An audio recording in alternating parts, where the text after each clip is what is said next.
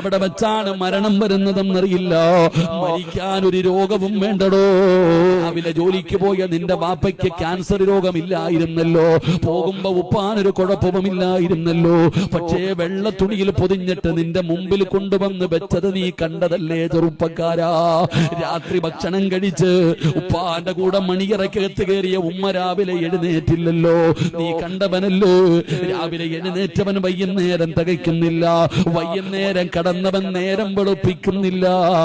പടച്ചവനെ, ഒരു രോഗവുമില്ലാത്തവൻ പെട്ടെന്ന് വീണു മരിക്കുകയാ. അല്ലാഹുവേ, പെട്ടെന്നുള്ള മരണങ്ങളെ തൊട്ട് കാക്കണേ അല്ലാ. അല്ലാഹുവിന്റെ റസൂല് പറഞ്ഞു, സ്വഹാബ, തൗബയുടെ വാതിലടയുന്നതിന് മുമ്പ് നിങ്ങൾ അല്ലാഹുവിനോട് നിങ്ങളുടെ പാപങ്ങൾ ഏറ്റുപറഞ്ഞ് തൗബ ചെയ്തിട്ട് വേണം മരിക്കേണ്ടതെന്ന് ആദരവായ പ്രവാചകൻ നബി മുഹമ്മദ് മുസ്തഫ സല്ലല്ലാഹു അലൈഹി വസല്ലമ തങ്ങൾ പറഞ്ഞു, അസ്റായിലിനെ കണ്ടുമുട്ടുന്നതിന് മുമ്പ് ജീവിതത്തിൽ ചെയ്ത പാപങ്ങൾ മുഴുവനും ഏറ്റുപറയണം. ഇല്ലെങ്കിൽ സമയമില്ല, സാഹചര്യമില്ല. പെട്ടെന്ന് മരണം വന്നാൽ ഒന്നിനും നിനക്ക് സമയം കിട്ടൂല. അള്ളാഹു അങ്ങനെയുള്ള മരണങ്ങളെ തൊട്ട് കാത്തിരക്ഷിക്കുമാറാകട്ടെ.